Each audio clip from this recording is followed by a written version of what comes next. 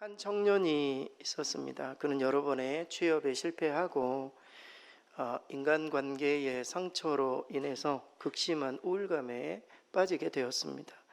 하루하루가 너무 버겁고 삶의 의미를 찾을 수 없었습니다. 그러던 어느 날 그는 더 이상 버틸 힘이 없다고 생각하고 하나님께 마지막으로 이렇게 기도했습니다. 하나님, 저는 이제 더 이상 살 힘이 없습니다. 너무 힘듭니다. 앞이 안 보입니다. 어떻게 해야 되나요? 이렇게 기도하는 순간 친구로부터 문자 하나가 도착했다고 합니다. 문자를 열어보니까 친구가 오늘 성경 구절을 보내준 겁니다. 그럼 우리도 매일 아침에 9시에 카톡으로 올라가지 않습니까? 오늘 말씀 올라가는데요. 그런 것처럼 이 친구를 생각하면서 문자를 보내줬는데 그 말씀이 오늘 저와 여러분이 읽었던 말씀을 보내준 겁니다. 시편 34편 18절 말씀, 우리 스크린 보고 같이 한번 읽겠습니다. 여호와는 마음이 상한 자에게 가까이 하시며 중심으로 통회하는 자를 구원하시는 도다. 평소 때는 이 말씀이 그냥 지나칠 수 있는 말씀이었지만 마음이 너무 어렵다 보니 이 말씀이 마치 하나님의 음성으로 그 청년에게 들려오기 시작했습니다. 그리고 하나님이 나와 가까이 하시는구나, 멀다라고 생각하고 내 인생의 고민은 하나님이 전혀 모른다고 생각했는데 하나님이 나와 함께 하시는구나, 이런 마음을 가지고 다시 훌훌 털고 이 괴로운 상황을 조금씩 이겨냈다라는 간증입니다. 여러분, 이 청년뿐만이 아니라 우리 주변에는 참 괴롭게 살아가는 그런 사람들이 너무나도 많습니다. 5종류의 괴로운 사람들이 있대요. 경제적인 어려움을 겪고 있는 가장, 그리고 자영업자들 너무나 괴롭죠. 경기 침체로 또 물가 상승으로 인해서 경제적인 부담이 늘어나고 특별히 자영업자들은 폐업을 하고 그런 위기에 몰려 있는, 직장인들은 실직 불안감에 살고 있는, 특별히 우리나라가 더더욱 힘든, 괴로워하는 그런 사람들이 많다는 겁니다. 저도 이제 50대를 시작을 했고 50대 가장들의 짐이 너무나도 무거운, 우리나라가 대체적으로 그렇다라고 해요. 왜냐하면 50대가 되면은 이제 자녀들이 대학에 들어가고, 그리고 또 이제 부모님은 거의 몸이 약해지시고 병원 신세를 많이 지시게 되고, 그러다 보니까 경제적으로도 힘들고 심리적으로도 힘들고 직장 생활 속에서도 언제 내가 직장을 그만둘지 모르는 그런 불안감 속에 살아가는 거죠. 제가 딱 그런 시기예요 지금. 자녀들은 4명이나 있고, 교회 목회를 하면서 가정, 그리고 또 부모님 이런 것들을 생각하면 사실 이거 굉장히 어려운 거죠. 하지만 괴롭지만 하나님께서 저와 함께 하시기 때문에 잘 이겨내고 있습니다. 이런 괴로워하는 사람들, 그리고 또 번아웃을 겪고 있는 직장인들, 청년들, 직장생활 하는 사람들마다 기쁨으로 하는 사람들이 거의 없다는 겁니다. 다 괴롭고 언제 이 직장 그만두나 이런 마음으로 살아가는 사람들이 너무 많아요. 이뿐입니까? 사람들 가운데는 극심한 외로움, 우울증에 정말 힘들어하는 그런 사람들이 너무 많아요. 우리가 나라적으로 매일마다 그렇게 사람들에게 알려주지 않지만 오늘 또 몇백 명의 사람이 자살을 합니다. 고통 속에 그렇게 정말 마지막 극단적인 선택을 하는 그런 자살률이 최고로 높은 나라가 우리나라입니다. 가족 문제로 괴로워하는 부모님, 그리고 자녀의 문제도 있습니다. 부모의 어떤 자녀 교육에 대한 어떤 스트레스, 또 그것으로 인해 자녀들과의 관계가 단절되는 그런 가족들, 엄청난 스트레스가 있는 것이죠. 자녀들은 부모님의 기대치에 미치지 못한 이런 압박감 속에 부모와 자녀와의 어려운 관계들, 그것 때문에 괴로워하는 가정이 많다는 겁니다. 특별히 마지막으로 병으로 고통받고 있는 환자들, 그리고 또 그의 가족들, 우리 성도들 가운데도 있어요. 장기적인 치료, 희귀병의 환자, 정말 가족들이 평생 그 짐을 짊어지고 가야 되는 어려움 가운데 있는, 그래서 우리나라의 대부분의 사람들이 참 괴로워하고 있어요. 여러분, 제가 여기 오늘 5가지 이야기를 했지만 여기 앉아 계신 분들 중에 앞에 소개했던 내용에 포함되지 않는 사람은 아무도 없을 거예요. 다 괴로움이 있고 어려움이 있습니다. 그래서 인생의 희노애락을 다 경험했던 솔로몬이 인생 말년에 이런 고백을 했습니다. 전도서 2장 23절 스크린 같이 한번 읽겠습니다. 그의 모든 날이 근심이며 그의 수고가 근심이니 마음이 밤에도 쉬지 못하나니 이것도 헛되도다. 인생의 모든 것들을 다 경험한 부귀영화를 경험했던 솔로몬조차도 인생을 되돌아보니 다 근심이었고 모든 수고였고 참 괴로운 날들이 많았다. 모세도 이런 고백을 했습니다. 시편 90편 10절 같이 한번 읽겠습니다. 우리의 연수가 70이요 강건하면 80이라도 그 연수의 자랑은 수고와 슬픔뿐이요 신속히 가니 우리가 날아가나이다. 우리 인생이 너무나 빨리 지나가지만 되돌아보니 수고와 슬픔뿐이었음을 모세는 고백합니다. 하지만 오늘 본문의 시편 34편은 괴로운 인생을 살아가는 저와 여러분에게 희망의 메시지를 전해줍니다.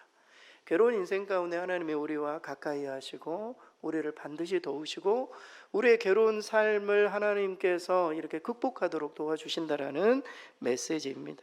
오늘 본문에 이렇게 압축할 수 있어요. 하나님은 마음이 상한 자에게 가까이 하신다.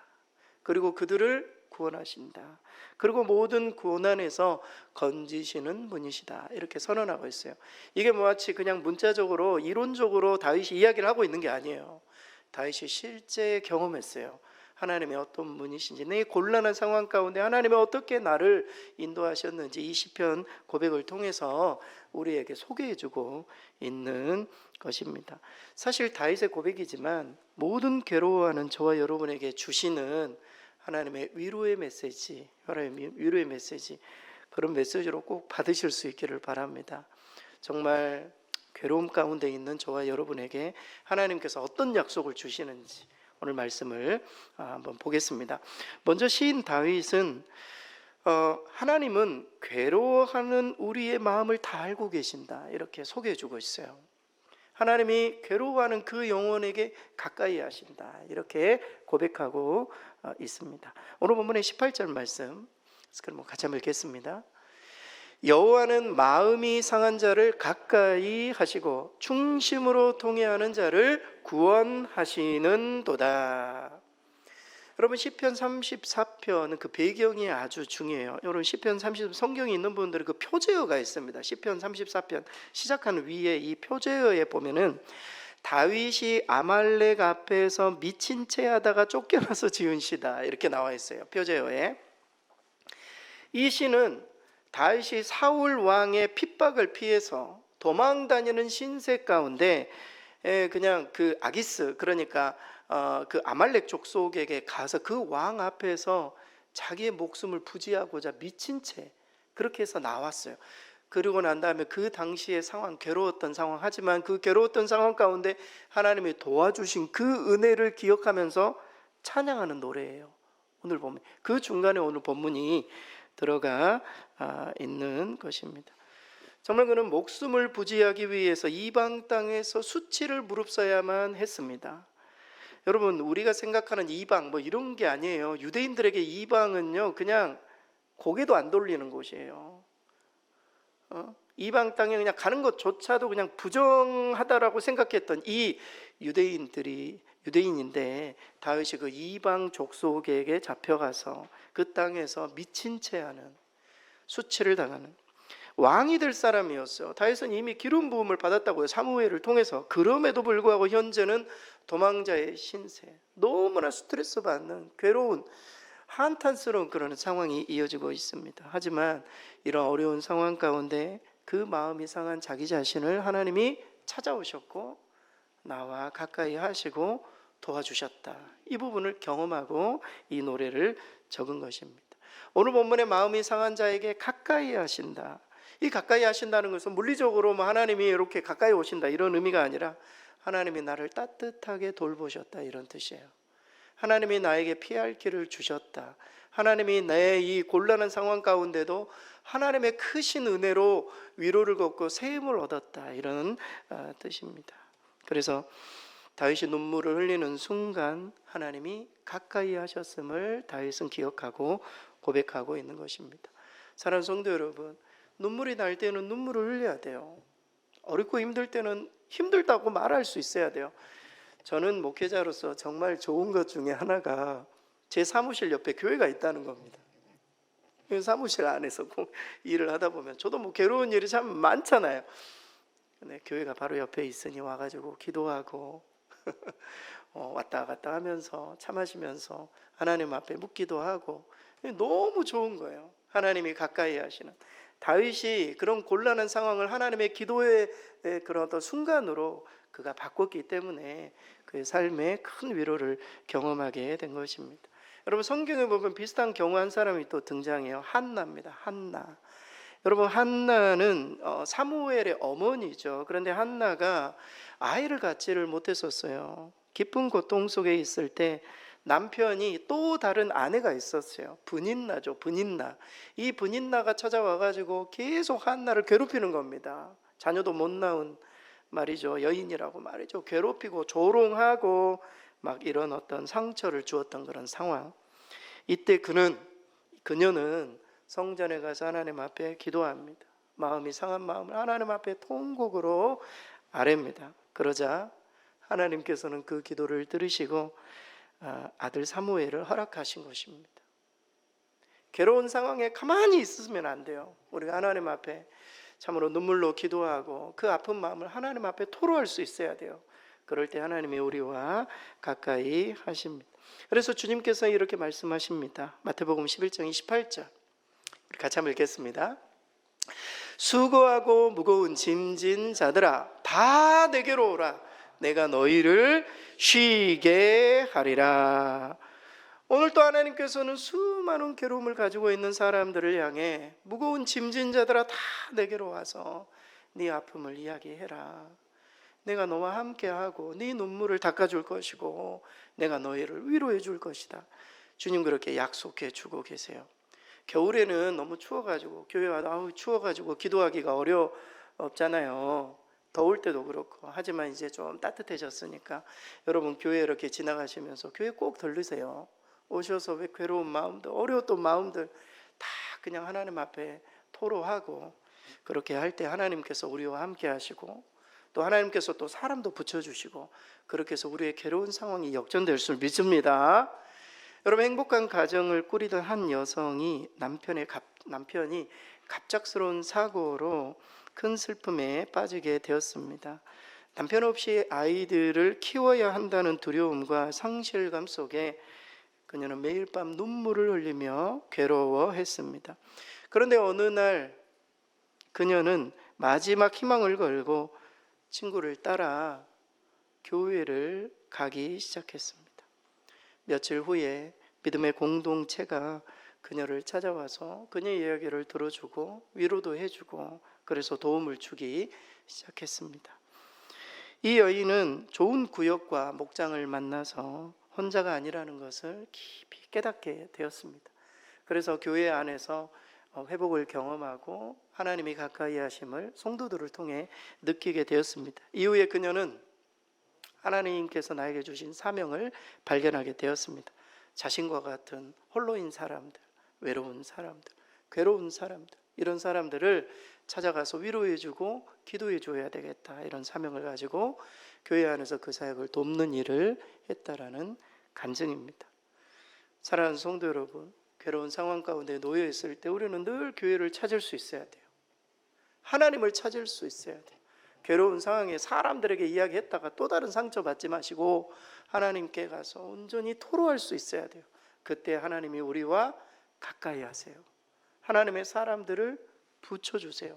내가 혼자가 아니라는 것을 깨닫게 해주세요. 괴로운 당신에게 오늘 주님 말씀하십니다. 내가 네 마음을 알고 있으니 나에게로 찾아와라. 또한 다윗은 하나님은 괴로워하는 자신의 마음을 치료하시는 분이심을 고백하고 있습니다. 충심으로 통회하는 자를 구원하신다. 주님 그렇게 약속하십니다. 오늘 본문의 18절 우리 같이 한번 읽겠습니다. 여호와는 마음이 상한 자를 가까이 하시고 충심으로 통회하는 자를 구원하시는도다. 충심으로 통회하는 자, 그러니까 마음이 완전히 눌리고 정말 상처받은 자, 다윗이 지금 도망자로 미친 채 하는, 좀 멘탈이 나간 상태죠. 그러한 자를 구원하신다. 실제로 충심으로 통회하다, 이것은 영혼의 깊은 곳에서부터 이렇게 터져 나오는 간구를 말해요. 회개, 통회, 자복, 이런 것들을 의미합니다. 충심으로 통회하는 자의 기도를 들으시고 하나님은 구원하신다. 성경은 그렇게 약속해주고 계세요. 사랑하는 성도, 여기에 앉아 계신 분들 중에 근래 들어서 정말 하나님 앞에 좀 통회하신 그런 경험이 있으십니까? 하나님 앞에 좀 와가지고 그냥 주여 외치면서 하나님 앞에 기도했던, 그게 뭐 1년 전 일입니까? 아니면 뭐 10년 전 일입니까? 하나님 앞에 통회할 수 있어야 돼요. 괴로운 이 상황들을 하나님 앞에 온전히 아뢰을 수 있어야 돼요. 그러면 하나님께서 그때부터 막 우리 마음에 치유를 일으키기 시작하십니다. 이 괴로운 심령이 막 바뀌기 시작해요. 기도하는 가운데 하나님께서 새로운 어떤 마음들도 주시고 피할 길도 주시고 하나님의 지혜도 주시고, 심지어 하나님께서 정말 우리에게 필요한 말씀도 주세요. 하나님 앞에 토로할 수 있어야 돼요. 역전이 일어날 수 있도록. 여러분, 성경에 보면은요, 이 다윗과 같은 비슷한 경험을 요셉도 했어요. 요셉은 어떤 사람? 청소년 시기에 같은 형제에게 시기를 받아 노예로 팔려간.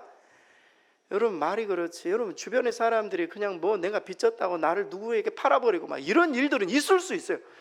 형제가 나를 판다, 이거는 인생이 다 끝난 거예요. 사실 내가 믿었던 가족, 우리가 최후의 보루가 가족 아닙니까? 가족이 나를 팔아버리는, 요셉이 그런 경우를 당했어요. 이방 나라에 팔려가지고 감옥에 갇혀가지고 억울한 고난을 겪는 말이죠. 그런 신세를 지게 되었습니다. 하지만 그는 하나님을 끝까지 신뢰했어요. 하나님께 그 아픈 마음을 토로했다고요. 고난 중에서도 믿음을 지켰어요. 그러자 하나님이 그를 감옥에서도 형통하게 하사 감옥에서도 나오고 애굽의 높은 자리, 총리에 이르도록 하셔서 고난을 축복으로 바꾸어 주었어요. 사랑하는 성도 여러분, 요셉의 엄청난 유명한 고백이 있지 않습니까? 자신이 고통스러웠던 그런 과거를 완전히 역전시키는 고백, 창세기 50장 20절이죠. 놀라운 고백입니다. 우리 같이 한번 읽겠습니다. 당신들은 나를 해하려 하였으나, 형제들이죠, 하나님은 그것을 선으로 바꾸사 오늘과 같이 많은 백성의 생명을 구원하게 하셨나니. 요셉에게 있어서 과거의 괴로움은 괴로움이 아니었어요. 이것은 하나님의 선하신 계획 가운데 있었던 하나님의 어떤 통로였다. 내 가족들을 구원하시기 위한, 나를 먼저 애굽에 보내셔가지고 이스라엘의 그 땅에 기근이 일어났을 때 가족들이 다 내려올 수 있도록 나를 미리 보냈다라는 거예요. 여러분, 놀라운 고백입니다. 정말 우리가 인생의 괴로운 이런 상황들을, 물론 지금은 너무너무 어렵고 힘들죠. 그러나 우리가 정말 더 넓은 하나님의 관점에서 보면 이 괴로움을 우리가 잘 이겨내면 이 괴로움을 통해서도 하나님이 하실 일들이 있다는 거예요. 목회를 하다 보면은 목회자들 가운데 정말 하나님 앞에 능력 있는 종으로 쓰임받는 분들을 보면 인생이 다 괴로웠던 분들이세요. 그 괴로움을 잘 이겨내고 연단되어서 정금과 같이 쓰임받고 있는 그런 모습을 봅니다. 우리도 마찬가지죠. 괴로운 이런 상황들을 주께서 보고 계시고 알고 계신다. 중요한 것은 우리가 하나님 앞에 그 아픔을 이야기할 수 있어야 된다는 거, 토로할 수 있어야 돼, 기도할 수 있어야 되는. 다윗과 우리의 차이점 무엇입니까? 우리는 괴로움 그대로 그냥 끝나버리는 거예요. 그러나 다윗은 항상 기도했어요. 다윗은 그 기도를 찬양으로 바꿨다고요. 시편이 다 노래 아닙니까? 하나님 앞에 괴로워 죽겠는데 무슨 노래가 나옵니까? 다윗은 노래했다고요. 그래야 인생이 바뀌는 겁니다. 완전히 이 마귀가 우리를 공격 못하게 막을 수 있는 거예요. 우리의 삶에 저 인생 정말 뭐 하나 없어지면 다 끝나겠지. 마귀는 그렇게 생각하거든요. 우리 인생 가운데 우리가 가장 약한 부분들을 마귀가 공격해 와요. 저거 하나 무너뜨리면 제 신앙도 다 없어질 거라고. 그러나 정말 믿음으로 이겨낸 사람들, 연단된 사람은요, 그냥 마귀가 딱 올려다가도 무서워서 도망간다고요. 우리가 그런 사람들이 돼야 돼요. 괴로움이 우리를 지배하는 것이 아니라 하나님이 우리를 통치하도록 말이죠. 여러분, 주님의 약속입니다. 마태복음 5장 4절 같이 읽습니다. 애통하는 자는 복이 있나니 그들이 위로를 받을 것이요. 우리가 하나님 앞에 애통하고 나아갈 때 하나님께서 반드시 우리를 위로해 줄 줄 믿습니다.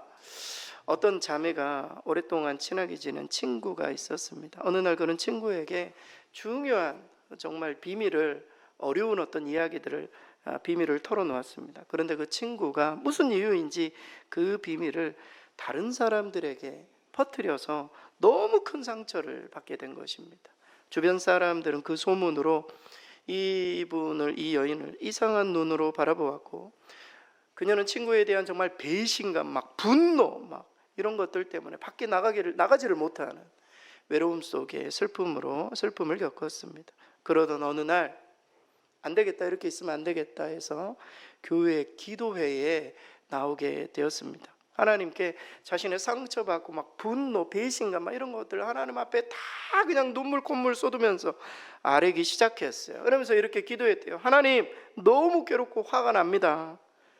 괴로운 이야기를 다 하면서도 가장 괴로운 것은 친구를 미워하는 마음이 나를 너무 아프게 한다고, 친구를 어떻게 해야 될지 모르겠다고, 그러면서 하나님 앞에 그렇게 기도를 했대요.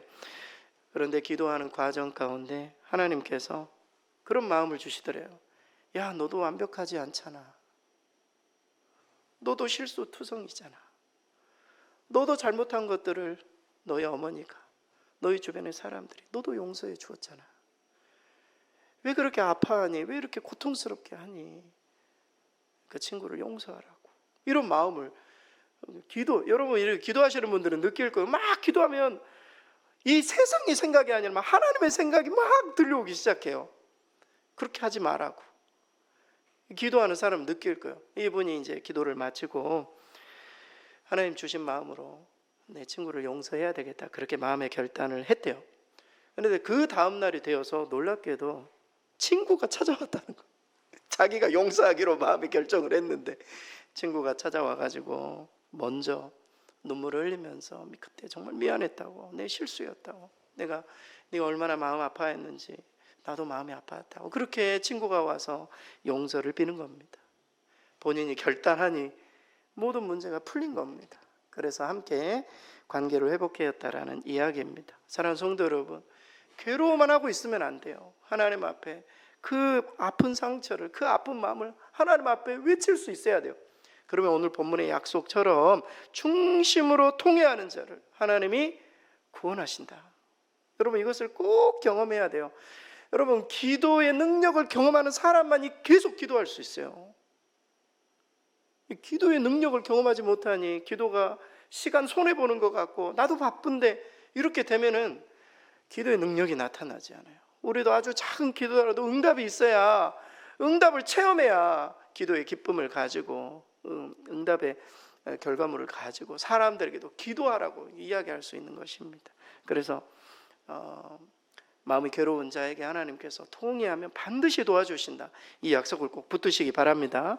마지막으로 다윗은 하나님은 우리 고난에서 반드시 건지시는 분이시다, 괴로워할 필요가 없다, 이렇게 선언합니다. 오늘 본문의 19절 우리 마지막으로 함께 읽겠습니다. 의인은 고난이 많으나 여호와께서 그의 모든 고난에서 건지시는 도다. 여러분, 성경에 나오는 의인은 완전한 자가 아니에요. 우리가 생각하면 의인하면 완전한 자라고 그렇지 않습니다. 하나님을 신뢰하며 살아가는 자를 의인이라고 해요. 성경, 우리가 예수님을 믿고 하나님의 뜻대로 살아가는 자를 의인이라고 표현하는 거예요. 의의 옷을 입혀주는 거죠.